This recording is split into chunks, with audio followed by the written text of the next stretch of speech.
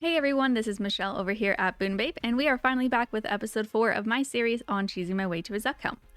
I know it's been a while since I made a video, but believe it or not, I have still been making progress chipping away at CAs, so hopefully we'll be getting more videos out without such long breaks going forward.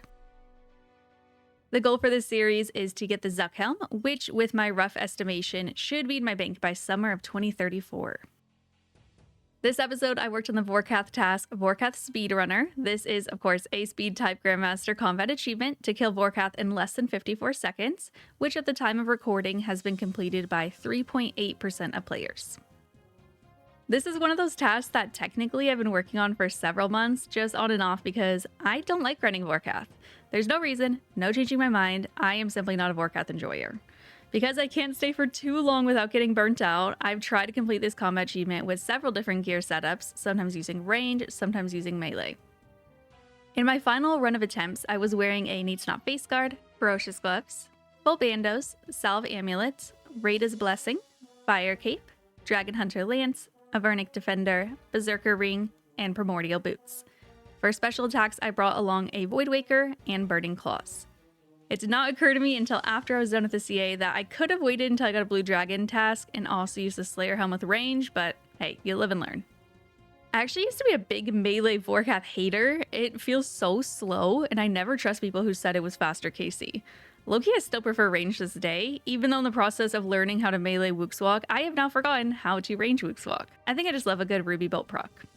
As for my inventory, I brought, of course, an extended super anti-fire, so I did need a shield, a divine super combat, a goading potion for an extra special attack, and a Guthix rest in case emergency healing was needed. I feel like a lot of people, myself included, low-key forget that Guthix rest exist in game and they can heal you 5 hit points a sip without a delay, making them perfect for speedrun CAs in particular. Would recommend. Thank you to my chat for always reminding me that they're an option. The day I completed the CA, I was not streaming. I'd gotten pretty close to the time needed while live the night before, so I decided to spend a bit of time trying off stream, because if you have ever streamed before, you'll know that the RNG always seems to hit a little better when you're not live. After 12 attempts on and off, I was totally over this and planning on stopping to go grind some forestry for collection logging. Then on attempt 13 of the day, something beautiful happened.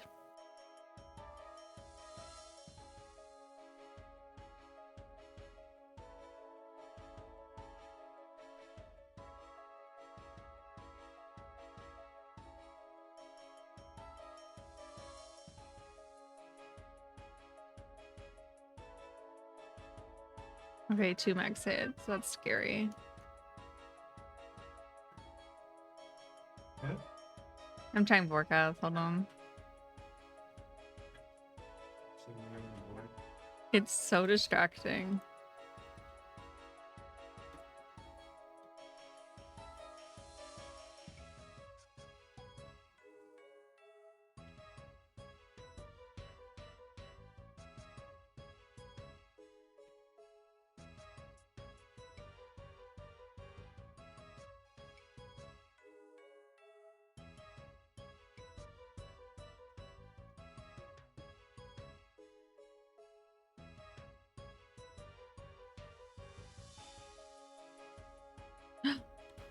Oh my gosh. Oh, it counted! I got it! I thought I'd be under 54. I got 54. I'm done with Vorkath CAs.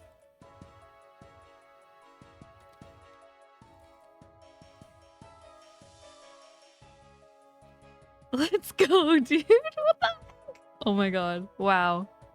In the end, I got the CA done at exactly 54 seconds, which feels like a little bit of a cheat considering it literally says the interface in less than 54 seconds, but hey, that's basically the name of the series, so I'm not complaining. Most importantly of all, I never have to do Vorkath again until I decide to go for pet or collection logging. In my opinion, this task was very appropriately rated a Grandmaster, despite plenty of people I know finishing it fairly quickly. Speed times are always difficult for me, and this one was extra bad. Maybe it's because I don't like Vorkath in general, maybe it was hearing everyone's advice that if Vorkath does 2 rounds of special attacks, you already lost, but I felt pretty discouraged going for this task.